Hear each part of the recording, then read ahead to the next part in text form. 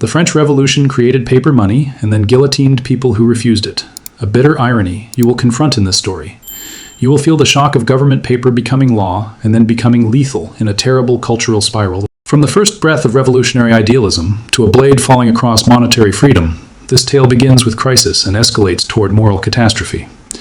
You are entering a time when politics and finance were not separate spheres at all. The decisions made in smoke-filled rooms and revolutionary clubs reshaped ordinary life and reshaped what counted as money in the process. You should start with the year 1789 to understand how fragile the French state had become. The monarchy was bankrupt, taxes were broken, and public confidence had evaporated under debt and decades of mismanagement. When you imagine the National Assembly convening, picture a government desperate for a solution and willing to try radical economic imagination. The crisis was not abstract for ordinary families who were already burdened by rising bread prices.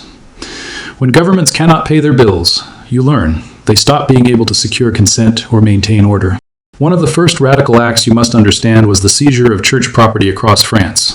The Catholic Church owned roughly 20% of French land at the time, a vast and productive estate that suddenly became central to revolutionary finances.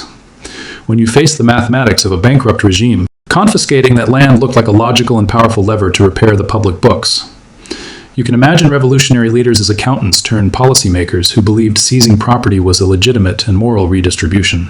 The confiscation seemed to answer multiple problems: authority, legitimacy, and above all, money. But transforming land into currency was not simple for people living through it.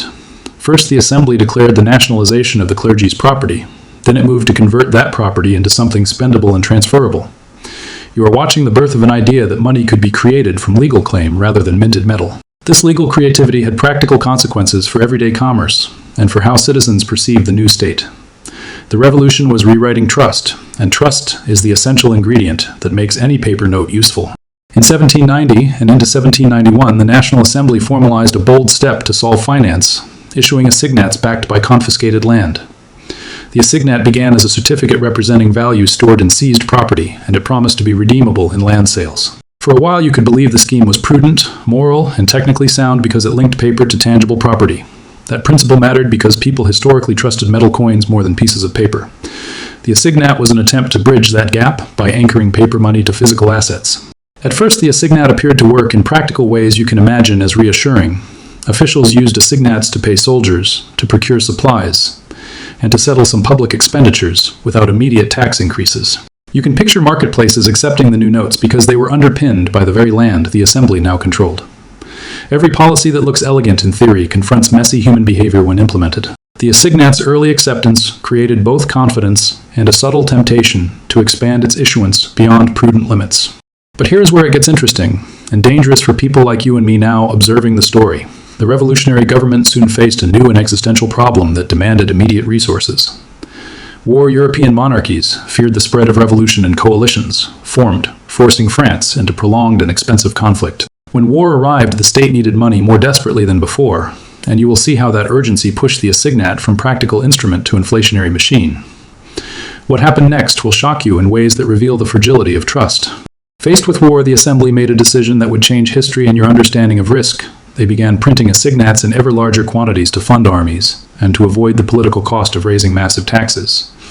You should understand printing money had immediate benefits for penetrating expenses, but hidden long-term costs for value and trust. The temptation to finance the war with paper became irresistible to a government with shrinking options. Each new tranche of assignats diluted the existing stock and pushed the economy toward instability. You should be alarmed when authorities begin equating money supply with solvency, because that equation usually fails in human practice. The assignats were originally redeemable in confiscated land, but the state began issuing notes faster than it could legally sell or manage that land. You are now entering an economic feedback loop, where more notes chase the same amount of goods and land. When the backing of a currency lags far behind issuance, the price system signals distress through rising prices. This is how inflation begins and how it accelerates toward hyperinflation, if unchecked. By 1793 and 1794, the numbers become almost unbelievable if you consider the human consequences attached to them. A central government printed assignats in quantities that far exceeded the value of confiscated property kept on the books. You need to grasp the scale. Around 1795, nearly 45 billion assignats had been issued against about 3 billion francs worth of property value.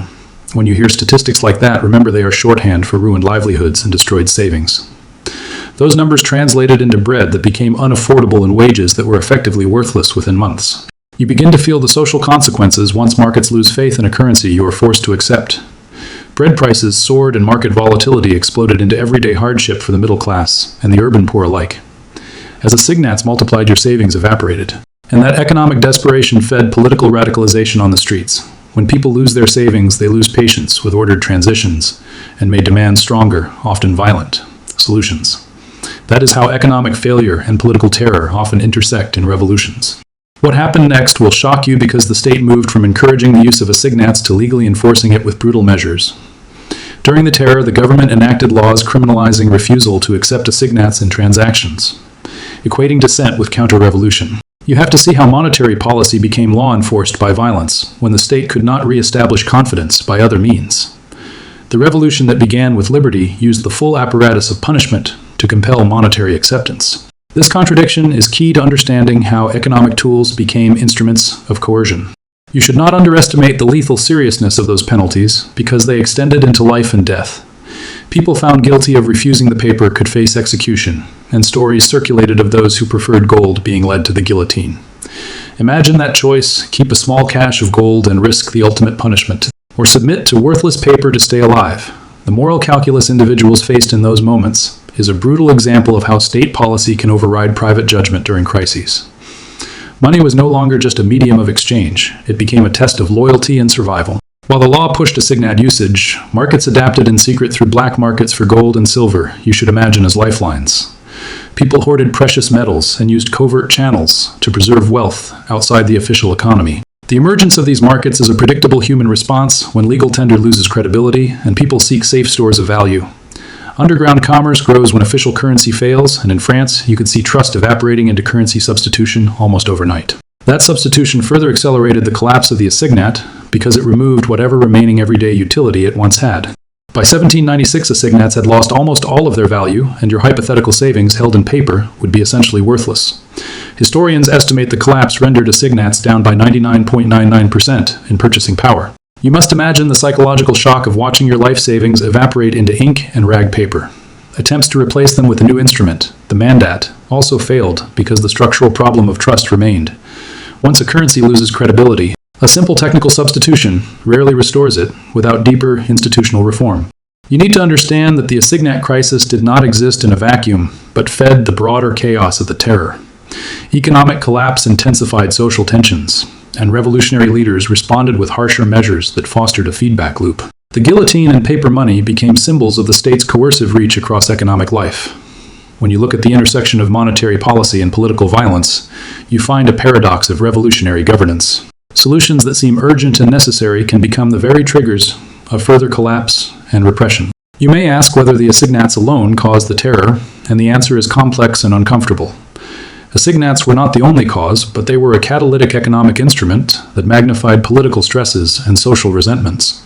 When the middle class lost savings and rural populations struggled with inflation, revolutionary solidarity frayed and radical voices gained traction. That dynamic reminds you that economic policy and political legitimacy are inseparable when a society is under strain. The assignat episode is a case study in how monetary choices can have catastrophic political consequences. The failure of assignats exposed deeper institutional fragilities you should now examine with curiosity. The revolutionary state lacked a credible banking system, a stable tax base, and reliable mechanisms to convert land into liquid wealth at scale. Those functional gaps meant that the assignats, however well designed in theory, were vulnerable to exploitation and dissolution. Policies uncoupled from institutional capacity tend to unravel under pressure, and France in the 1790s provided a vivid example of that principle. The assignats were symptomatic of a broader inability to reconcile revolutionary ideals with administrative realities. What pulled France out of this monetary nightmare was not ideology, but a pragmatic reassertion of metallic money under a new leader.